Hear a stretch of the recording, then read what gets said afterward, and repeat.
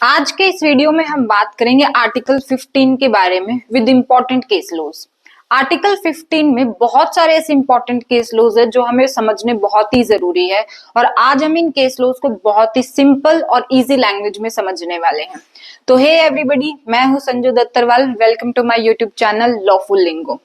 सो article 15 ये कहता है कि स्टेट केवल इन 5 ग्राउंड्स पर रिलीजन, रेस, कास्ट, सेक्स और प्लेस ऑफ बर्थ, इन 5 ग्राउंड्स पर किसी भी तरह का कोई भी डिस्क्रिमिनेशन नहीं कर सकती है। और अगर इन 5 ग्राउंड्स पर कोई डिस्क्रिमिनेशन किया भी जाता है तो वो डिस्क्रिमिनेशन इनवैलिड होगा। लेकिन जैसा कि हमने कल के लेक्चर में आर्टिकल 14 पढ़ा था जिसमें कहा गया था कि अगर बेटर ट्रीटमेंट के लिए कोई डिस्क्रिमिनेशन जरूरी है तो वो किया जा सकता है। तो इन्हीं 5 ग्राउंड के साथ अगर कोई रेलेवेंट कंसिडरेशन ऐड कर दिया जाए और उस बेसिस पर कोई डिस्क्रिमिनेशन किया जाता है तो वो डिस्क्रिमिनेशन वैलिड होगा। जैसा कि कई सारे ऐसे प्रोफेशंस होते हैं जहां पर गर्ल्स को प्रेफरेंस दी जाती है, जैसे कि एयर होस्टेस का प्रोफेशन जहां पर विमेंस को प्रेफरेंस दी जाती है। वहीं कई ऐसे प्रोफेशन भी होते हैं जहां पर मेंस को प्रेफरेंस दी जाती है, जैसे बड़ी बड़ी फैक्ट्रीज में मेंस को फेवर किया जाता है। तो ऐसे डिस्क्रिमिनेशन वैलिड होगा। तो बेसिकली आर्टिकल 15 ये कहता है कि अगर केवल इन 5 ग्राउंड्स पर यानी कि रिलीजन, रेस, कास्ट, सेक्स और प्लेस ऑफ बर्थ, इनके बेसिस पर अगर किसी पर्सन के साथ कोई डिस्क्रिमिनेशन किया जाता है तो वो इनवैलिड होगा। लेकिन बेटर ट्रीटमेंट के लिए अगर कोई डिस्क्रिमिनेशन किया जाता है किसी रेलेवेंट फैक्टर के बेसिस पर तो वो डिस्क्रिमिनेशन वैलिड होगा। Now let's talk about article 15 के क्लोजेस वन बाय वन। तो आर्टिकल 15 क्लोज 1 ये कहता है कि स्टेट इन 5 ग्राउंड्स पर यानी कि रिलीजन, रेस, कास्ट, सेक्स और प्लेस ऑफ बर्थ के बेसिस पर किसी भी सिटीजन के साथ किसी भी तरह का कोई भी डिस्क्रिमिनेशन नहीं कर सकता है। वहीं दूसरी तरफ आर्टिकल 15 क्लोज 2 स्टेट और सिटीजन्स दोनों को डिस्क्रिमिनेशन करने से रोकता है। आर्टिकल 15 क्लोज 2 कहता है कि स्टेट के साथ साथ सिटीजन्स भी इन्हीं 5 ग्राउंड्स पर किसी भी पब्लिक प्लेस पर किसी भी पर्सन के साथ कोई डिस्क्रिमिनेशन नहीं कर सकते हैं। अब बात करते हैं आर्टिकल 15 क्लोज 3, 4 एंड 5 की। सो article 15 close 3, close 4 and close 5 ये स्टेट को पावर देते हैं कि वो पॉजिटिव डिस्क्रिमिनेशन कर सकते हैं। अब क्वेश्चन आता है कि पॉजिटिव डिस्क्रिमिनेशन क्या होता है। तो पॉजिटिव डिस्क्रिमिनेशन का मतलब होता है फेवरेबल डिस्टिंक्शन करना। Now let's talk about these clauses one by one. तो सबसे पहले हम बात करेंगे आर्टिकल 15 क्लोज 3 की, जो स्टेट को ये पावर देता है कि वो विमेन्स और चिल्ड्रन के लिए कोई स्पेसिफिक लॉज ला सकती है।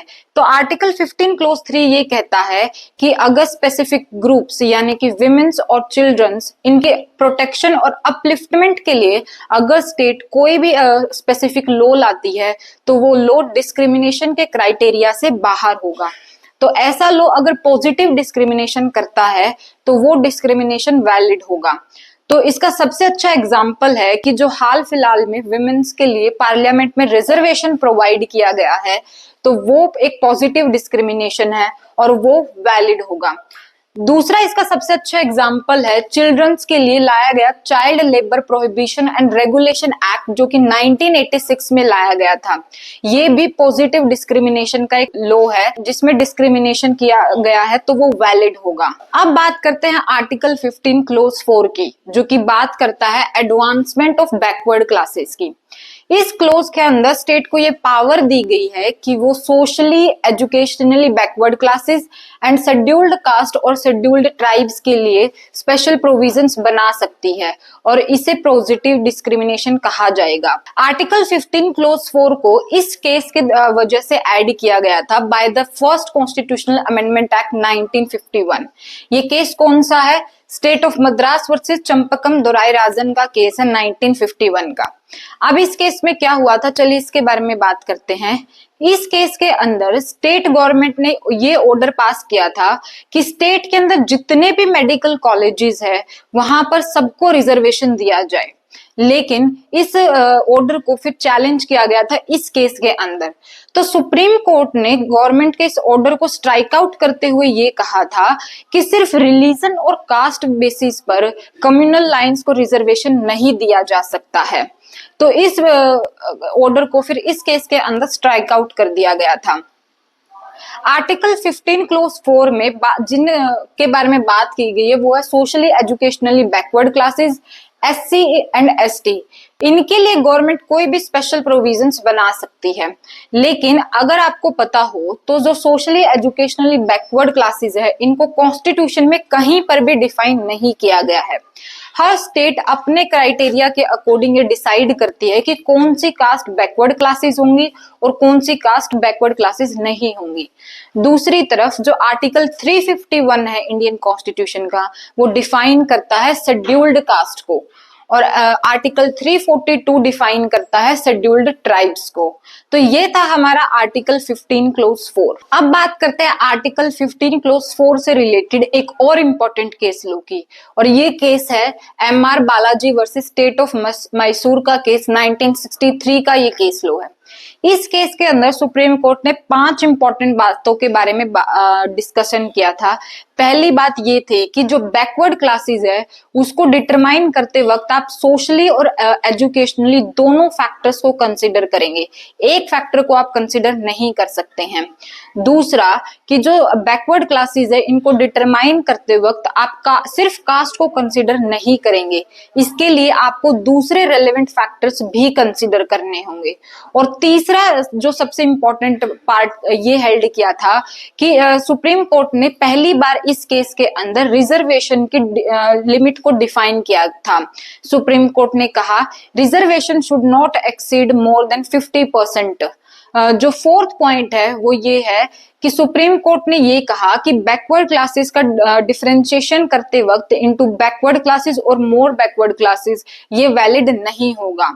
और पांचवा, सुप्रीम कोर्ट ने ये कहा कि जो बैकवर्ड क्लासेस है इनका लिए पॉजिटिव डिस्क्रिमिनेशन करते वक्त आपको सोसाइटी एट लार्ज का जो एडवांसमेंट है वो ध्यान में रखना जरूरी है। अब MR बालाजी के केस के अंदर सुप्रीम कोर्ट ने जो भी चीजें डिसाइड की थी वो Indira Sahni versus union of India 1993 के केसेस में सारी पलट दी।